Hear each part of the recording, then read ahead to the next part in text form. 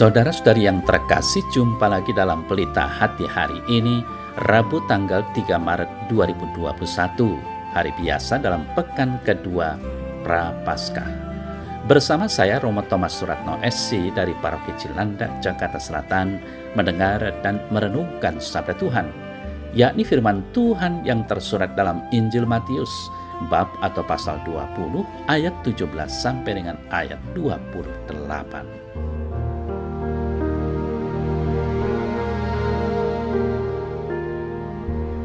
Ketika Yesus akan pergi ke Yerusalem, ia memanggil ke-12 muridnya tersendiri dan berkata kepada mereka di tengah jalan, "Sekarang kita pergi ke Yerusalem, dan Anak Manusia akan diserahkan kepada imam-imam kepala dan ahli-ahli Taurat, dan mereka akan menjatuhi dia hukuman mati. Dan mereka akan menyerahkan dia kepada bangsa-bangsa yang tidak mengenal Allah, supaya ia diolok-olokkan, disesah dan disalibkan. Dan pada hari ketiga ia akan dibangkitkan."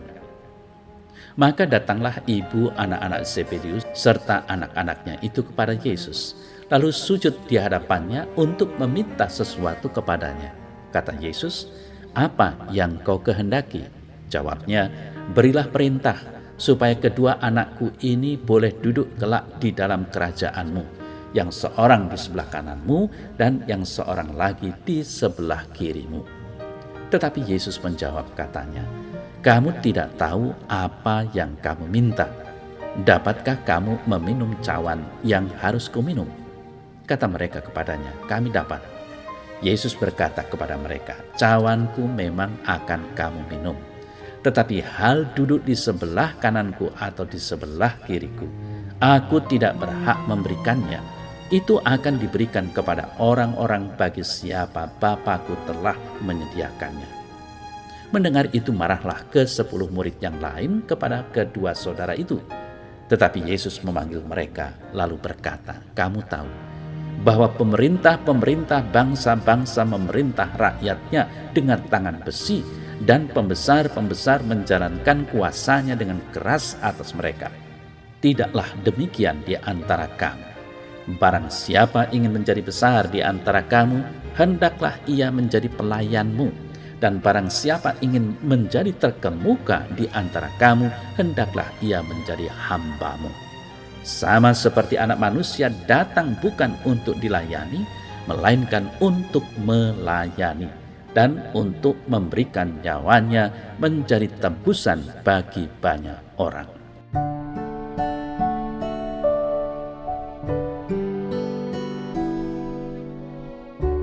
Saudara-saudari yang terkasih, banyak orang berpikir bahwa menjadi seorang pemimpin itu memiliki nilai plus, yakni dilayani oleh orang lain dan dihormati di mana-mana.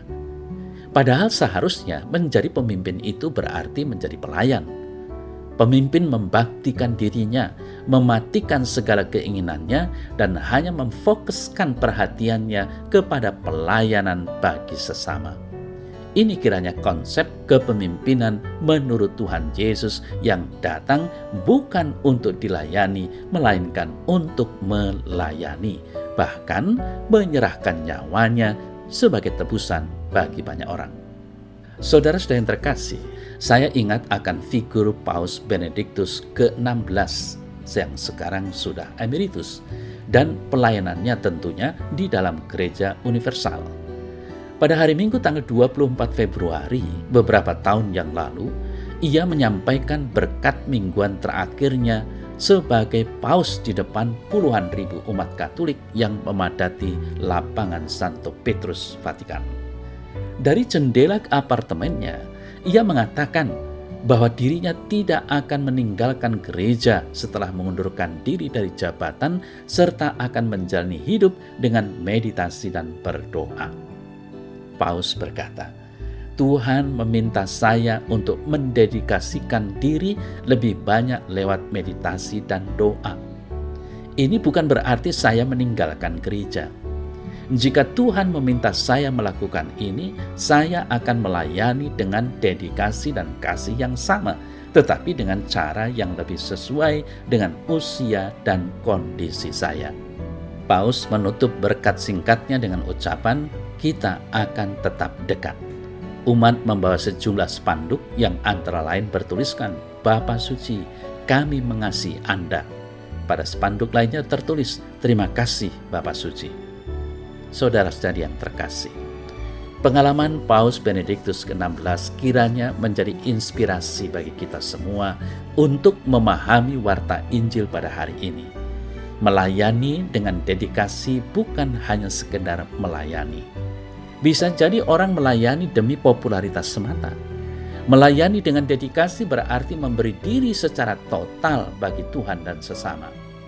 Yesus menunjukkan pelayanan dengan dedikasi dalam peristiwa Paskah. Hari ini penginjil Matius memberi kesaksian bahwa Yesus untuk ketiga kalinya memberitahukan tentang penderitaannya. Sekarang kita pergi ke Yerusalem, dan Anak Manusia akan diserahkan kepada imam-imam kepala dan ahli-ahli Taurat, dan mereka akan menjatuhkan hukuman mati. Mereka akan menyerahkan Dia kepada bangsa-bangsa yang tidak mengenal Allah, supaya diolok-olok, disesah, disalibkan, tetapi pada hari ketiga Ia akan dibangkitkan. Saudara-saudari yang terkasih, warta penderitaan ini dinyatakan Yesus ketika mereka sedang dalam perjalanan melewati Yeriko ke Yerusalem. Dalam pikiran para murid, Yesus akan mendirikan sebuah kerajaan politik. Itu sebabnya ibu anak-anak Zebedius meminta tempat terhormat di samping kiri dan kanan Yesus. Yesus tahu bahwa kedua saudara itu akan meminum cawan deritanya, tetapi hal duduk di sisi kiri dan kanan adalah urusan Bapa di sorga.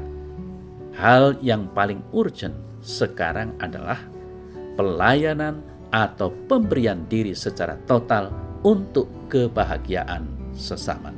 Saudara-saudari yang terkasih, pandangan Yesus tentang melayani berarti memberi diri seutuhnya baik kepada Tuhan maupun kepada sesama. Di sini dibutuhkan dedikasi total dari para pengikut Kristus. Dia menunjukkan teladannya dan peristiwa Paskah. Ia mengasihi sampai tuntas. Yesus pernah berkata, tidak ada kasih yang lebih besar daripada kasih seorang yang memberikan nyawanya untuk sahabat-sahabatnya. Saudara-saudara yang terkasih, Yesus pun menekankan bahwa pengikut Yesus, kita semua hendaknya menjadi hamba, mau melayani di antara semua. Karena kerajaan Allah tidak berbicara soal kekuasaan dan kekerasan ataupun kekayaan. Namun kerajaan Allah adalah berbicara masalah mengasihi, melayani, dan kerendahan hati. Hendaknya semua ini kita renungkan sepanjang masa Prapaskah ini.